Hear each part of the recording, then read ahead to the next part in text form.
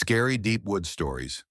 The fog that never left it began with the fog, rolling in like an ocean swallowing the hills, creeping between the trees and pressing against the windows of the old Holloway Lodge like a silent, suffocating tide. It came in on a Tuesday afternoon, thick and wet, though the weather forecast had said nothing about it. By 4 p.m., it had blotted out the sky. The sun disappeared without a sunset, and the woods surrounding the lodge were gone, replaced by an endless wall of gray that swallowed sound and distorted shape. The house, an old, forgotten hunting lodge tucked in the Appalachians of northern Georgia, had stood empty for decades until Amelia Byrne, 26, freelance travel writer and amateur ghost hunter, decided it would make the perfect spot for her next blog series. She had read about it in a forgotten newspaper clipping from 1974, a place where 6 people vanished during a Christmas gathering and were never found. No evidence of struggle, no blood, no sign of forced entry. The entire lodge simply emptied overnight. Some said it was carbon monoxide poisoning. Others said cults. But the strangest theories spoke of the fog, that the day after they disappeared, the entire mountain was cloaked in a fog so thick it turned daylight into midnight, and that it didn't lift for 3 days. Amelia, hungry for clicks and exposure, ignored the warnings. She arrived with her Sony recorder, GoPro, a case of batteries, and her aging black lab, Riggs. There was no electricity, only gas lanterns, a dusty fireplace, and boxes of old canned food in the pantry. Her plan was simple: film a nightly log of her experiences and upload them via satellite once a week. What she didn't plan for was the fog returning. The first night passed without incident. The place was cold and damp, creaking in strange ways, but nothing she hadn't experienced before. But on the second day, the fog arrived, and by the third, it still hadn't lifted. Her satellite signal dropped to 0. She couldn't see beyond the porch. Riggs refused to go outside. That morning, she woke up to find her front door wide open, though she remembered locking it. Her camera battery, fully charged the night before, was dead. When she replayed her footage from the previous night's log, there was static from 3:12 a.m. to 3:33 a.m. Just static, and then a sharp whisper, as though someone had hissed directly into the mic. "She's here." The voice was raspy, almost metallic, and distinctly not her own. She rewound it 3 times, listening over and over, until Riggs began growling at the wall behind her. That was when she noticed the photo, a black and white picture of 6 people in winter coats standing in front of the lodge's fireplace. 5 adults and 1 small girl, about 8 years old, holding a stuffed rabbit. The photo had not been there the day before. She was sure of it. She took it down and examined the back. Holloway Lodge, December 23rd, 1974. There was something else. At the bottom corner, faint but legible, "She never left." Amelia felt a chill deeper than cold. That night she heard footsteps overhead, though the second floor had collapsed decades ago and was now sealed off. The sound was deliberate, heel to toe, slow, a child's pace. Riggs whimpered and scratched at the door, but when she opened it, the fog outside was like a wall. A sound drifted in from beyond it. Not an animal, not a tree creaking, singing, a child's voice, faint and tuneless, humming something low and haunting. She closed the door and shoved a chair beneath the handle. The fire crackled behind her, weak and sputtering. Then her phone, which had been dead since the fog came, lit up for a moment with a single notification. "She's coming." It vanished instantly, the screen black again. No record of the message. The battery showed 0. Amelia didn't sleep. She sat on the couch, wrapped in a blanket, with Riggs pressed against her leg. The singing faded around 3 a.m. Silence. Then at exactly 3:33 a.m., the front door creaked open again. No wind, no sound. Just the fog, spilling in like smoke. And then she saw her, the girl from the photo, standing in the hallway, soaked with fog, barefoot, still holding the stuffed rabbit, head tilted, staring at her with eyes that reflected no light. Amelia screamed and Riggs barked ferociously, leaping forward. But the girl didn't move. She just whispered, "You saw me." Amelia blinked, and the girl was gone. Riggs stopped barking, tail between his legs. The fog had vanished from the threshold. She slammed the door shut again and lit every candle she could find. That morning, when the sun rose, if it rose, the fog was still there, even thicker. Her compass spun in circles. Her backup GPS refused to boot. She tried hiking down the trail she came in on, but after 30 minutes of walking, she returned to the lodge from the opposite side. She was trapped. The fourth night, she didn't record anything. She didn't dare. But something recorded her. On the GoPro, left unintentionally on the mantel, the footage showed her asleep on the couch. But behind her, barely visible in the flickering light, was the girl, slowly approaching, reaching out with a hand pale as bone. When Amelia played the footage the next morning, the timestamp was 3:33 a.m. And for the last 2 seconds of the video, the screen went black. Then a new face appeared, twisted, rotting, mouth open in a silent scream. Not the girl's face, a man, one of the adults in the photo. He had no eyes, just deep sockets leaking fog. Amelia dropped the camera. She didn't pick it up again. She made one final attempt to escape, ran blind into the woods with Riggs at her heels, yelling into the fog, praying for a break in the gray. She found an old trail sign, half buried in moss. It said, Ashbrook Hollow, 2 miles. She didn't recognize the name. It wasn't on any of her maps, but it was something. She followed it, unaware that the deeper she went, the quieter the forest became. No birds, no wind, just fog and whispers, always whispers. Amelia stumbled through the fog, the signpost behind her vanishing almost instantly into the churning gray, like a memory already slipping from her grasp. Riggs stayed close at her side, ears pinned back, muscles tense. There was a sound beneath the silence now, a low thrum, like distant machinery buried beneath the mountain, pulsing faintly underfoot. She couldn't tell if it was real or imagined.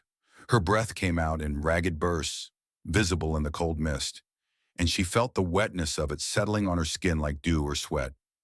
The path she followed was barely visible, a faint trail of flattened grass and disturbed leaves. But it felt old, too old, as if it hadn't been walked in decades. The forest around her had changed. The trees here were gnarled and close together, their branches curling like hands reaching for her. She touched one of the trunks and jerked her hand back. It felt warm, almost pulsing. She didn't stop to check again.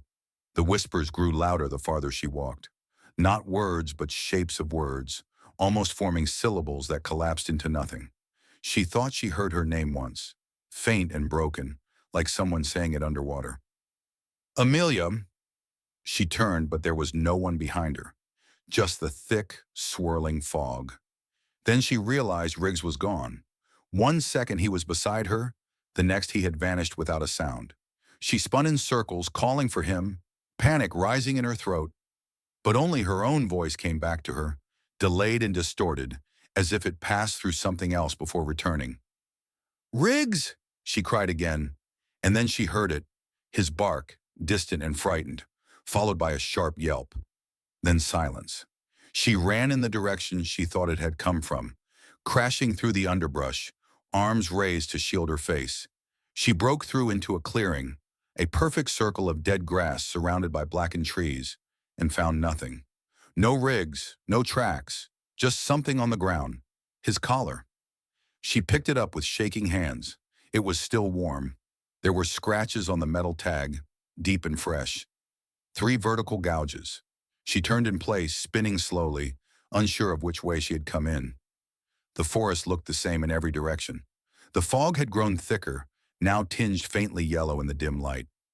That was when she heard it, a laugh, high, childlike, but wrong, echoing. She froze. The laugh came again, closer now, followed by a dragging sound, like something being pulled through wet leaves. She backed away until she hit one of the black trees, the bark flaking away like ash beneath her fingers. She closed her eyes, tried to breathe.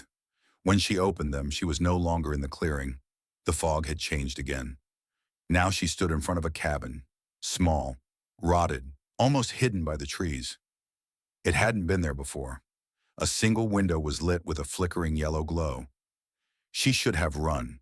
Every instinct screamed at her to turn and leave, but something else pulled her forward. Curiosity, dread, maybe something deeper. She stepped onto the porch, The wood groaned beneath her weight. The door was slightly open. She pushed it with one finger. Inside was a single room, a table, 4 chairs, an old iron stove, and a child's drawings pinned to the walls. Hundreds of them, overlapping like feathers, all in black crayon, all depicting the same thing. A little girl with empty eyes and a stuffed rabbit standing in front of a door. Behind the door, drawn larger and larger in each picture, was something else. Something with no face, just a void stretching out arms like smoke. Amelia walked to the center of the room. The door slammed shut behind her. The stove flared to life on its own, casting flickering shadows across the walls. She turned slowly. A figure sat in one of the chairs now.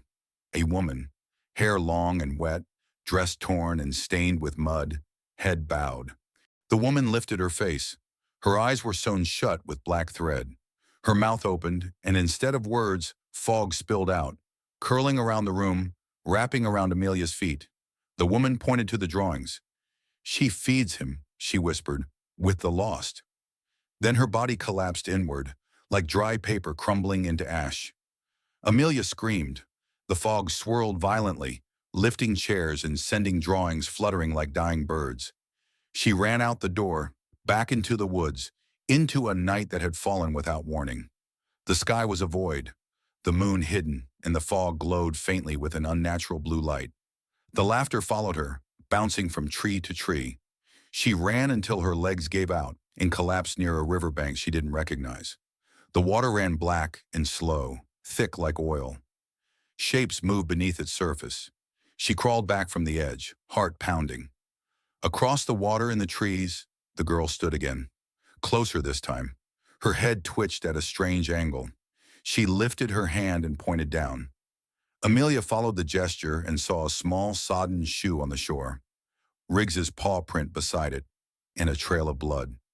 She wept, sobbing into her hands, and when she looked up, the girl was gone. In her place stood something else, taller, thinner, barely human. Its limbs were too long, its head featureless, and fog bled from its skin like smoke from a dying fire. It didn't move. It didn't need to. She ran again, and this time the fog seemed to open for her, pushing her along a new path that spiraled downward into a hollow she had not seen on any map. Trees here grew sideways, branches tangled like veins. She stumbled into a clearing where the earth had sunken into a perfect circle. In the center stood a well, old, dry, ringed in black stones. Something was carved into its edge in looping, frantic handwriting. "He waits where the breath stops." She peered into the well. No sound, no echo, no end. Then her phone vibrated in her pocket. For the first time in days, she fumbled to grab it. The screen showed one message. No number, just a name. Molly. The same name written on the back of the old photograph. The message read, "You're almost ready." Then her flashlight died. A sound came from the well, a scraping like claws on stone. Then a voice, deep, distorted, layered with echoes, spoke from the darkness below. "You brought her home?"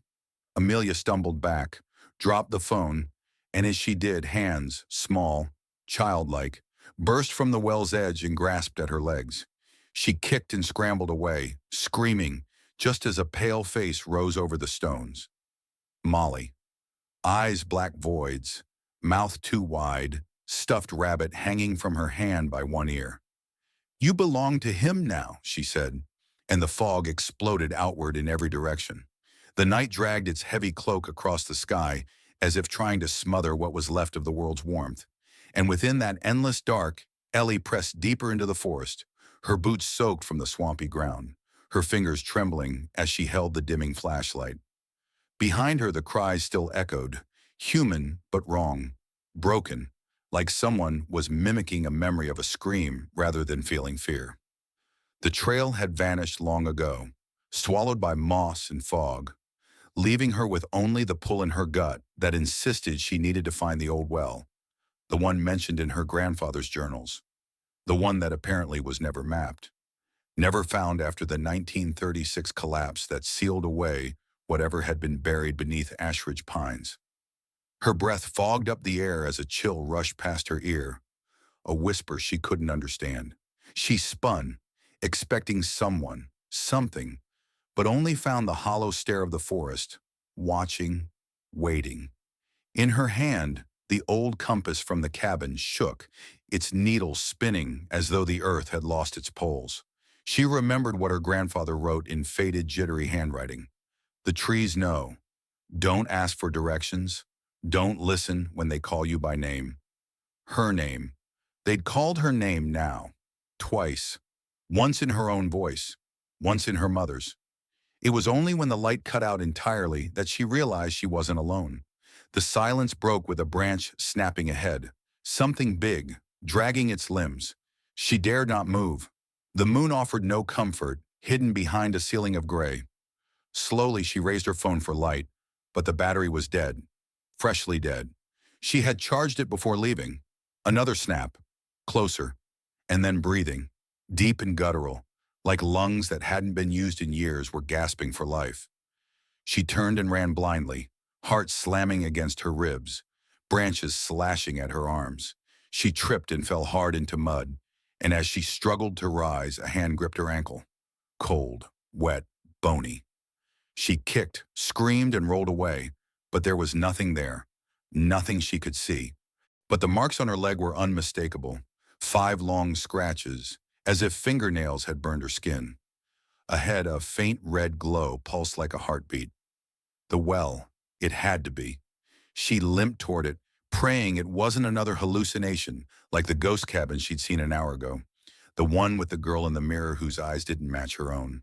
But the well was real, covered in vines, circled by stones arranged in symbols she couldn't read but recognized from the journal. She knelt, brushing away debris from the edge, and heard it, a voice from below. Ellie! Calm, warm, her father's voice. But he'd been dead for years. She knew this. She tried to back away, but something compelled her forward, something beyond logic, beyond fear. She looked over the edge, expecting darkness, but instead saw a reflection. Her face, but older, hardened, covered in black veins and tears of blood. The reflection smiled. She did not. She tried to scream, but no sound came out, only silence, and then laughter, cruel and ancient. The vines snapped to life when wrapping around her wrists and throat, pulling her down. She fought, kicked, thrashed as the air grew thin, and then suddenly everything stopped. She was free, gasping, lying beside the well. The glow was gone, the forest quiet. A deer watched her from the brush, its eyes human. It blinked. She blinked. Then it turned and walked on 2 legs deeper into the trees. That was when she realized her shoes were gone. Her flashlight was in pieces, and the compass now pointed behind her, to the path she came from. But that path was no longer empty. Footprints, dozens, hundreds, coming toward her, some barefoot, some clawed, all fresh, and all stopping just a few feet behind her. Ellie could feel the weight of their invisible stares pressing against her back like a suffocating fog as the footprints behind her whispered of things that had walked these woods long before she was born. Long before the trees had names and the ground had graves. And though no one stood in plain sight, she knew with certainty that she was being watched by more than just eyes.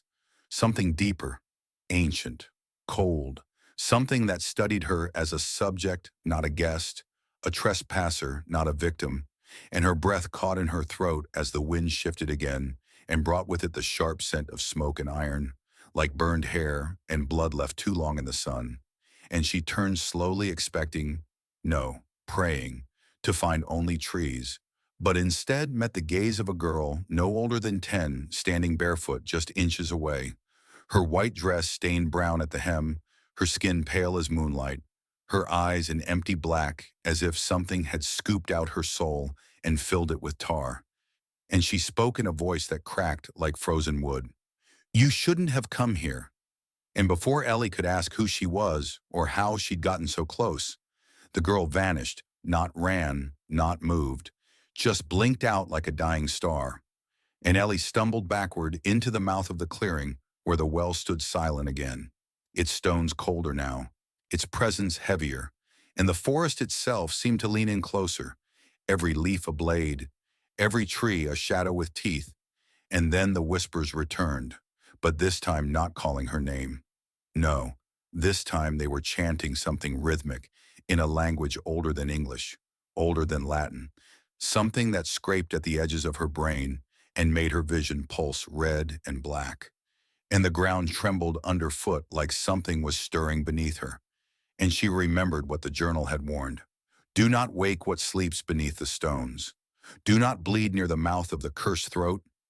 But it was too late. Her leg was cut from the fall. A slow drip of blood had already touched the stone circle around the well. And in that instant, the vines surged again. But this time, they didn't grab her. They pulled open the earth itself, splitting it like skin, revealing a narrow stairwell descending into darkness, carved in spirals, slick with age. And despite every scream inside her, begging to run, her body moved forward, one step, then another. And the deeper she went, the colder it grew until she could see her breath form strange symbols in the air. Symbols she'd seen only once before. On the spine of a book in her grandfather's cabin, the one he'd hidden in a box sealed with wax and covered in salt. The one titled The Root Beneath, and the stairs ended in a chamber where roots crawled across the walls like veins. And in the center stood a mirror, tall, ornate, its glass pulsing like liquid mercury. And as she stepped closer, the reflection inside twisted. Not hers, not anymore, but 100 versions of her, old, young, dead, rotting, screaming, each reaching out and pounding on the other side of the glass. And behind them, a shadow moved, slow, purposeful, growing larger until it took up the entire mirror. And then it stepped out, not through the glass, but from the wall beside it, as if reality had cracked open like an egg and spilled out its yolk in the form of a thing with antlers, and fingers too long to be human, and a face that flickered like static. And it didn't walk. It floated toward her, whispering her name in the voices of everyone she'd ever loved and everyone she'd ever lost. And when it reached her, it raised one hand and placed a finger on her forehead. And in that moment, Ellie saw everything. The fire in 1936 that wasn't a fire but a sealing ritual. The original settlers who found the hole in the woods and tried to feed it animals, then people. The sacrifice of her great-grandmother, who had once been bound and dragged to the well screaming, and the face of the one who saved her, her grandfather covered in the same blood now staining Ellie's own hands. And then it was gone. The mirror shattered, the roots slithered back into the earth, and she was alone again. Only now the stairwell behind her was sealed shut, the walls smooth and breathing, and ahead was only one door, wooden, ancient, carved with the symbols she now knew meant exchange. And when she touched it, it swung open into a new darkness, filled with the sound of something breathing that wasn't quite animal, wasn't quite man. And it said, "You came to find the truth. Now offer something in return." Ellie stepped through the doorway and immediately the air changed. It was thicker here, like breathing through wool soaked in cold sweat, and the ground beneath her feet felt less like soil and more like flesh, warm, pulsing, alive. And she tried to scream but found her voice caught behind her teeth like a trapped insect, buzzing and useless. And the passage ahead was lit by no torch or flame, but by a dim glow that oozed from the very walls, casting long, twitching shadows that danced just a little too far from the shapes that created them. And every few steps she swore she heard the echo of her own footsteps out of sync, as if someone, or something, was following just a pace behind, mimicking her movements with grotesque precision. And then she reached the heart of the chamber, where the walls opened into a wide circular cavern, and in the center sat an altar of stone and bone, pulsing faintly with a red light that came from within its cracks, and upon it lay an object she recognized immediately, though she had never seen it in person. The mirror fragment, now blackened, warped, and covered in symbols etched by hand, each one matching the ones from her grandfather's journal. And as she stepped closer, the whispering returned. Not outside this time, but from inside her own mind. Voices she recognized as her mother, her father, even her brother who had died when she was a child, all whispering the same phrase. Break the seal, release the root, and her hands moved without her consent, lifting the fragment from the altar as pain shot up her arms like fire beneath the skin. And the mirror pulsed once, twice, then shattered completely in her hands without making a sound, and the walls of the chamber began to bleed. A slow black ichor that dripped in rhythmic pulses as if matching a heartbeat, and the shadows detached from the walls, forming humanoid shapes with hollow eyes and limbs that bent the wrong way. And they began to circle her, slowly, murmuring, until one of them stepped forward and reached out, not with malice but curiosity, and touched her chest where her heart thudded violently. And in that moment a vision ripped through her like lightning, a field of corpses buried under the forest floor, all tied by the root, feeding it, strengthening it. And she saw that the well wasn't a curse. It was a mouth, a feeding point, and the thing that fed had teeth made of bone and skin and memory.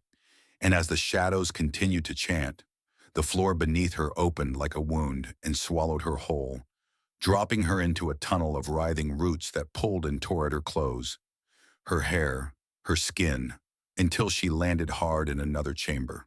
Smaller this time, with walls that pulsed and breathed like lungs, and in the center was a figure sitting in a wooden chair, facing away, unmoving, and she stepped closer despite every nerve in her body screaming to flee. And when she finally touched its shoulder and turned it, she gasped. It was her, but older, with hollow eyes and skin stretched thin like parchment. And this version of her opened its mouth and screamed, and the scream shattered the chamber like glass, throwing her backward into darkness. And when she awoke, she was back in the forest. But everything was wrong. The trees bent away from her, as if repelled. The birds were silent, the sky was crimson, and in the distance the well stood once more. But now something stood beside it, tall and still, with a smile made of nails and a face she couldn't see but felt everywhere. And it beckoned her, and she knew this was not the end. Not even close, it was only the descent. The part where she learned that hell wasn't a place beneath the earth, but a mirror held up to the darkest parts of the self. And the mirror had cracked, and now something was coming through. The world had changed, subtly at first, like a dream that decays in your grasp the harder you try to remember it. But Ellie could feel how the ground recoiled beneath her feet as she moved, feel how the wind no longer touched her skin but whispered against her bones, and how the trees that once towered with natural grace now arched and curled like broken limbs, reaching toward an unseen tormentor in the sky. And the well, oh God, the well, it stood ahead like a monument to some forgotten god, its stones no longer moss-covered or worn but slick, glistening as if freshly carved and bleeding. And beside it stood the figure she'd glimpsed before, unmoving, unblinking, a silhouette carved from the nightmares of dead men, its smile, a terrible crescent of rusty nails pressed into rotting gums, never shifted as she approached, but she could feel it watching her, feel its gaze run across her skin like ants dipped in acid, and she should have turned back, should have screamed or run, but her legs moved forward on their own, drawn to the thing like a moth drawn to the fire that would burn it alive. And as she stepped closer, the air around her rippled, not with heat, but with pressure, a hum so deep it vibrated her teeth in their sockets, and the figure finally moved, not with the jerky motion of life, but with the smooth precision of inevitability, turning its head toward her in degrees too slow to be real. And when she saw its face, or rather the place where a face should have been, she realized there was nothing but a mirror, circular, black, and pulsing with faint red veins. And in its reflection, she didn't see herself but the forest, as it used to be, bright, innocent, alive. And she staggered, reaching out, desperate to touch it, to return to that time. But the moment her fingers brushed the glass, she was yanked forward with inhuman force and plunged into the vision, falling through memory like water, landing in a version of the woods where children laughed and chased one another, where her parents picnicked and birds sang, and for a heartbeat she believed it all had been a nightmare. But then the laughter twisted, slowed, reversed, becoming screams in reverse, and the sky turned gray as ash began to fall from the treetops, and the children's faces melted away, revealing hollow skulls beneath wide eyes that bled darkness, and the vision shattered as she screamed, falling again, this time landing in a clearing filled with bones. Hundreds of them, maybe thousands, all arranged in spirals leading back to the well in the center. And she realized they were arranged intentionally, with symbols etched into their marrow, ancient runes that matched the ones in her grandfather's book. And then she remembered. The book was a warning, not a guide, and she had misread it from the beginning.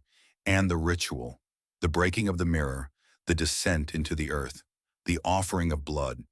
It hadn't been to end the curse, but to fulfill it, to awaken the thing beneath, the thing they had once tried to imprison by sealing the well. And now it stirred, rising slowly, a soundless earthquake of roots tearing through the earth, a shape too large for human comprehension, all eyes and mouths and limbs. And from the center of it burst the shadows she had seen before. Not individuals, but fragments of it, extensions of its will. And they came for her, dragging their broken forms with the sound of cracking bones and wet meat. And Ellie ran through the forest that no longer obeyed the laws of nature, through trees that turned to stare, past flowers that opened to reveal teeth, until she stumbled upon the ruins of an old church, long abandoned, overtaken by vines and rot, and she pushed through the warped doors, falling to her knees inside, and there on the altar she saw a second mirror, whole, untouched, framed in silver, etched with prayers long forgotten. And she remembered her grandfather's words. If the seal is broken, the only salvation lies in reflection. And she reached for it, but the moment her fingers touched the glass, she was hurled backward into another vision. This one not of the past, but the future. A world consumed, forests turned to bone, sky blackened, oceans thick with blood. And in the center herself, throne-bound, hollow-eyed, and smiling, the queen of the root, the chosen vessel, and the mirror cracked beneath her hands as her scream echoed through time. And she awoke again, gasping, heart pounding, in the church's nave, mirror gone, altar bare, and the doors had closed behind her without a sound, and she was not alone. Something moved in the rafters above, crawling like a spider, whispering her name with the voices of her family. And when she looked up, she saw faces, hundreds of them, pressed into the wood, mouths open, eyes wide, all screaming, and the shadows descended once again. Ellie couldn't scream anymore, not because she lacked the will, but because the air around her had thickened into something else, something viscous and intelligent. Like the very breath of the thing watching her had become her prison, and the shadows in the rafters twisted down like ropes made of nightmares, forming grotesque shapes that crawled across the walls, whispering with mouths that never fully opened. And she ran blindly, not because she thought there was escape, but because stillness meant surrender, and surrender meant becoming one of them. Another voice in the wood, another face etched into the beams of some forgotten place, and the forest outside the church was no longer the forest at all. It had rearranged itself like a living maze, every tree pulsing with a heartbeat, every root twitching as if eager to wrap around her ankles and pull her down into the hungry earth. And somewhere far behind her, something howled, not like a wolf, but like 1,000 people crying out in perfect unison before being cut off all at once. And Ellie stumbled through the warped underbrush, her arms bleeding from unseen thorns, her mind unspooling with each step until she didn't know if she was running toward salvation or simply away from madness. And then she saw it. The cabin, her grandfather's cabin, standing impossibly intact in a clearing that hadn't been there before, lit by a soft, pulsing glow from within. And she hesitated because it shouldn't be here, because she had seen it collapse into ash not 2 nights before. But something inside her pulled her toward it, and she stepped through the threshold into a space that bent around her perception. The walls breathing, the floor made of pages. Thousands of pages, each one torn from the book her grandfather had guarded, and each one pulsing with blood. And in the center of the room stood a figure she hadn't seen since she was a child. Her grandfather, but younger, healthier, his eyes clear, unclouded, and full of fury. And he didn't speak with words but thoughts, filling her mind like a scream underwater, telling her she had done what he feared she might, that by disturbing the well, by invoking the ritual with impure understanding, she had awakened something old and ravenous, and that it was now using her, feeding through her, bending reality to its hunger. And he showed her visions, brief, terrible flashes of what had come before. Villages swallowed by vines overnight, entire bloodlines hunted down and erased by shadows, forgotten temples buried beneath lakes of screaming souls, and always at the center of it, a girl like her, chosen, tempted, broken, and consumed. And he told her she had one final choice, to surrender or to sever, and the severing would not be painless, would not be clean, for it required her to unmake herself piece by piece, to destroy every tether the creature had used to bind her. Memories, emotions, even her name. And as he said this, the walls cracked and bled, and something began pounding at the door, slow and rhythmic, like the tolling of a bell made of flesh. And he placed in her hands a shard of the mirror, the last untainted fragment from the altar, and told her that in it was her final anchor, the last echo of who she had been before the forest began whispering her name. And as the door exploded inward in a shower of black ash, he vanished, and Ellie found herself holding the shard alone, surrounded by creatures shaped like her fears, creatures wearing the faces of everyone she had ever failed, her sister with her eyes torn out, her mother with her jaw dislocated and smiling, her father dragging chains made of his own spine, and they advanced without sound, circling her, whispering truths she had buried, that she had wished them gone, that she had heard the whispers long before she claimed, that part of her wanted this, and she screamed, not in fear but in defiance, and drove the shard into her palm, and blood erupted, painting the room red, and for a moment the world shivered and stopped, and then collapsed inward like a dying star, and she fell again, through memories twisted by shadow, through corridors of bone and sorrow, until she landed in a void lit only by the glow of the well's depths. And she was back where it began, standing at the edge, holding the shard like a beacon, and she heard the thing rise again, slower now, cautious, curious, and she understood then that it had not been hunting her. It had been waiting, waiting for her to become what it needed, and she realized she had one final weapon, herself, not as a vessel, but as a gate. And if she could collapse herself, deny it entry through utter annihilation of her soul, she might trap it again, weaken it, buy the world another century of silence. And as the tendrils reached for her, she stepped forward, not back, and fell willingly into the dark. Ellie did not land. She dissolved.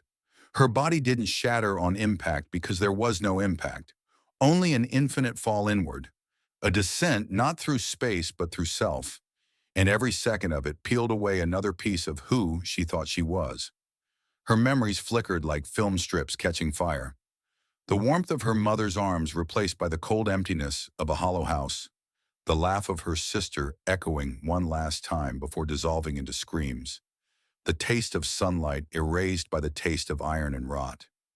In the dark, she began to see, not with eyes but with something deeper, older, a part of her that had always been connected to the thing waiting at the center.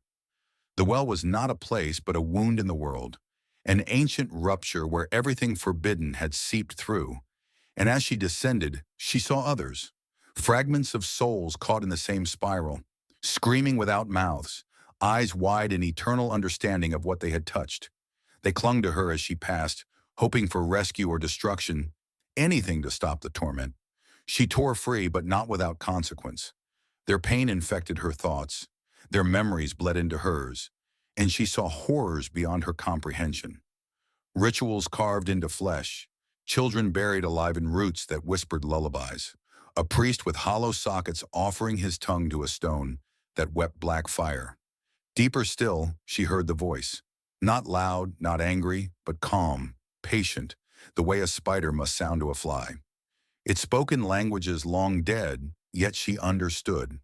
She was the answer to a question the world had been too afraid to ask.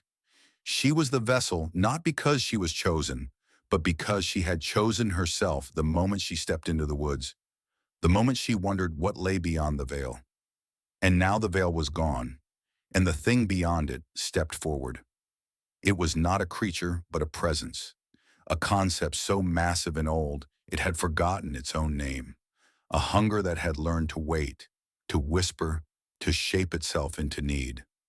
It wrapped itself around Ellie's spirit, not in violence, but in intimacy, showing her the future it offered, a world freed from the illusions of safety, a truth where pain was sacred and death was only the first door.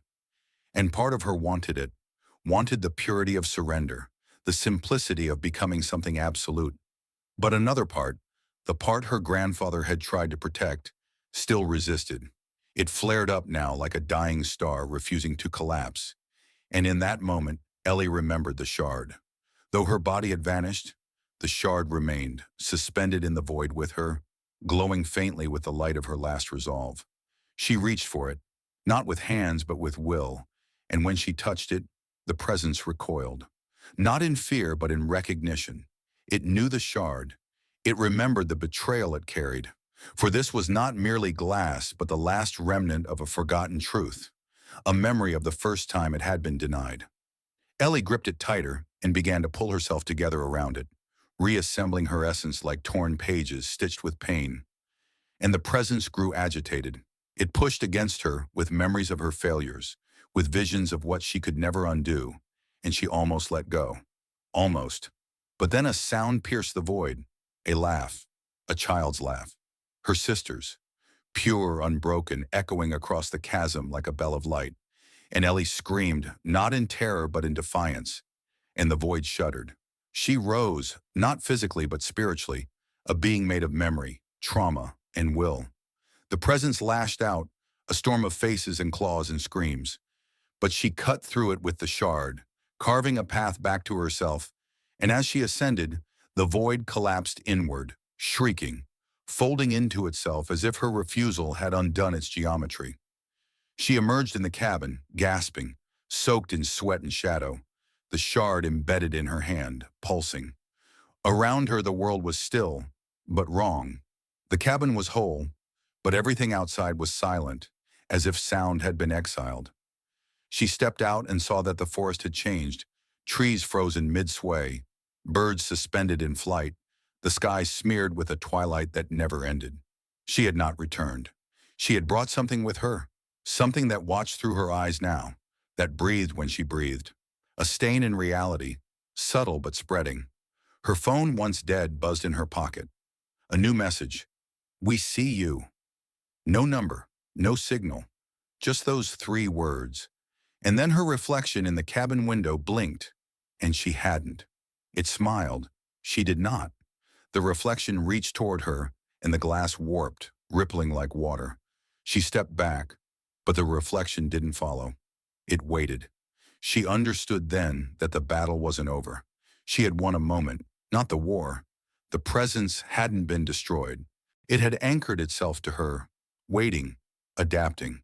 She was now both gate and guardian, and behind her, in the shadows of the cabin, something whispered in a voice that sounded like her own.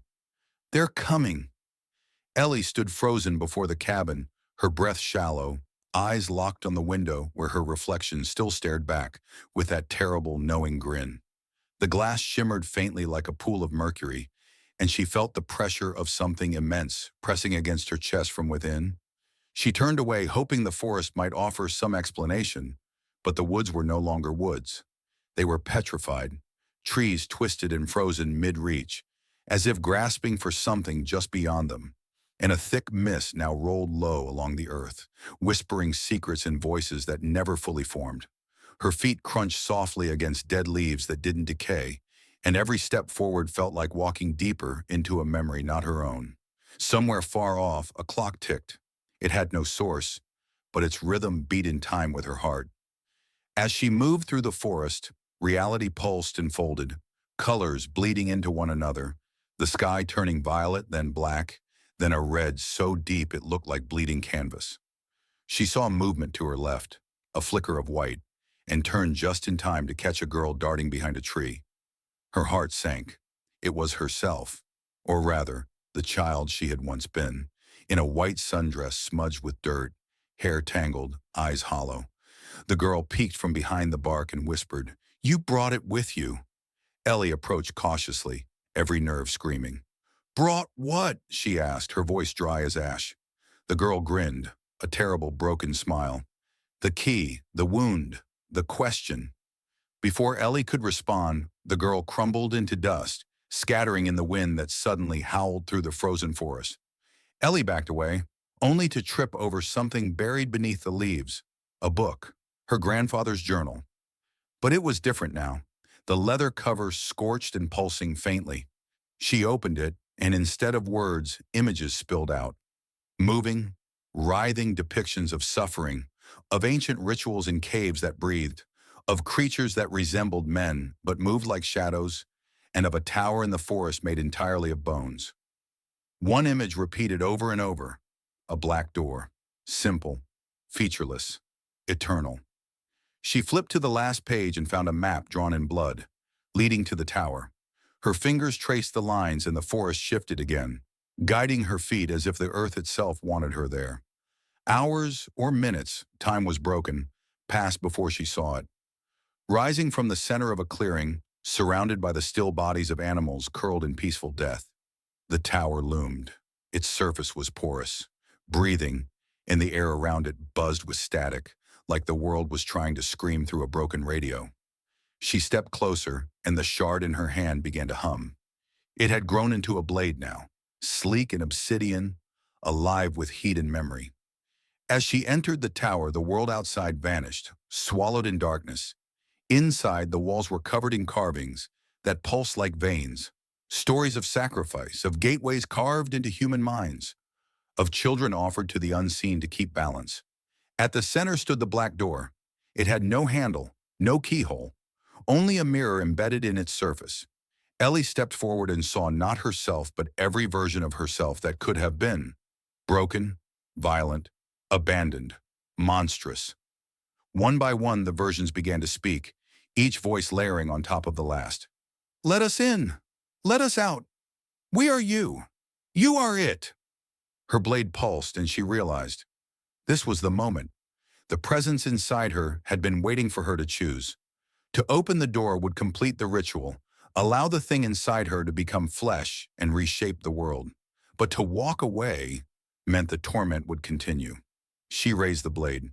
Her reflection did the same. Blood dripped from their mirrored hands. A choice was not freedom. It was the burden of knowing either path ended in darkness. But then a faint whisper echoed up the tower, a voice she hadn't heard in years. Her grandfather. "It doesn't end here, child. It begins." She spun around and the mirror cracked. A single fracture spidered across the glass, and from it leaked light. Blinding, white, warm.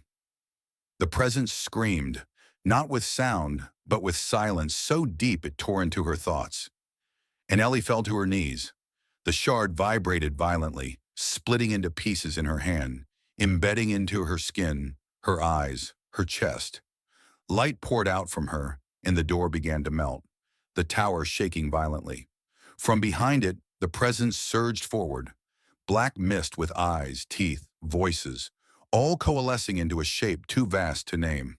Ellie rose, body aflame with light, and thrust her arms wide. The tower exploded. Not in fire, but in memory. The forest returned to life. Time snapped into place, and Ellie collapsed in the ashes. When she awoke, the cabin stood quiet behind her. The forest sang with birds. She looked at her hands. No blade, no wounds. Only a scar on her palm, shaped like an eye. Her phone buzzed. A text. "Did you shut the door?" No number, no sender, and in the reflection of the cabin window, the girl in the white dress stood smiling. This time, Ellie smiled back. Not in joy, but in warning. The game wasn't over. It had only changed. The morning light that filtered through the trees was warm and soft, but Ellie knew it was only a veil. The forest was never silent, yet the quiet that surrounded her was unnatural, like the world was holding its breath. She stood outside the cabin, unsure how much time had passed since the tower crumbled, and the presence, whatever it truly was, had been forced back behind the black mirror. The scar on her palm throbbed rhythmically, and sometimes when she wasn't looking, she swore the shape in the center blinked. She didn't know whether she'd won or simply paused what had already been set in motion. The text on her phone had vanished when she tried to open it, and no signal had returned since. Birds chirped again. Yes, and the trees no longer looked like prisoners of stone, but Ellie could still feel something watching her from beneath the soil. She tried to leave the forest. She tried to walk the road back to town. But no matter how far she walked, the signs remained the same. A fallen tree with 3 scratches across its bark, a rock shaped like a skull, a crow perched silently above her, unmoving, always watching. After 3 days, she realized she was no longer in the world she'd come from. The forest looked the same, sounded the same, but it had become something else. A maze, a cage, a mirror. On the 4th day, she found the journal again, waiting for her on the cabin's porch. Clean now, the leather soft, the initials EL stamped on the cover. Her initials. Inside, the pages were filled with her handwriting. Words she never wrote, maps she never drew, confessions she never made. One phrase repeated on every page. The mirror remembers. She burned the journal, but when she returned the next morning, it was on her pillow. That night, she dreamed of herself walking backwards through time, through fire, through birth, through screaming void, until she stood before a giant tree whose branches formed the same shape as the scar on her palm. It whispered her name in voices, layered like ancient stones grinding against each other. She woke with the taste of blood in her mouth. On the 7th day, she found a door in the middle of the woods. It wasn't attached to any structure, just a black wooden frame standing upright in a grove of moss and bone. Carved into the wood were the words, "Knock to forget, enter to remember." She knocked once. Nothing happened. She knocked twice. The door swung inward, and beyond it was not the forest but a room, her childhood bedroom. She stepped through and was 7 again, curled in bed, her mother reading a story, her father humming from the kitchen. For a moment, everything felt safe. Then the mirror across from her bed rippled. A hand reached out. Her mother vanished. The humming stopped. The walls began to bleed. The child version of Ellie turned to look at her and screamed with a mouthful of teeth that weren't human. Ellie bolted back through the door and slammed it shut. The forest greeted her again, but she was changed. Her skin was paler, her breath colder. Her reflection in puddles began to lag behind, smiling longer than it should, whispering when she turned away. On the 10th day, she accepted it. The forest wasn't a place, it was a being, a test, a punishment, a doorway, and she had been chosen not to escape it, but to keep it, to hold the seal closed. The presence wasn't gone, it lived in her now, in her blood, in the sound of her footsteps, in the way shadows bent slightly toward her. She became the guardian of the mirror. She rebuilt the cabin not for shelter, but as a prison. Each night she recorded her thoughts in the journal that would not burn. She stopped counting days. Seasons shifted like moods, not time. The moon sometimes blinked. The stars rearranged into symbols she could almost read. Once a man wandered into the woods, lost, shivering, searching for help. She watched him for days. When he found the mirror, she was already waiting. He touched it, screamed, and then he was gone. Not dead, just gone, absorbed, rewritten. She added his name to the journal, but it vanished the next morning. The forest doesn't like records, only stories, and so she told them to the trees, to the birds, to the wind, and the mirror listened, waiting. One day the forest will open again. Another curious soul will find their way in, following whispers or dreams or grief. And when they do, Ellie will greet them with a smile that isn't quite her own, with a story that begins the same way hers did. It started with a reflection, and the mirror will ripple once more.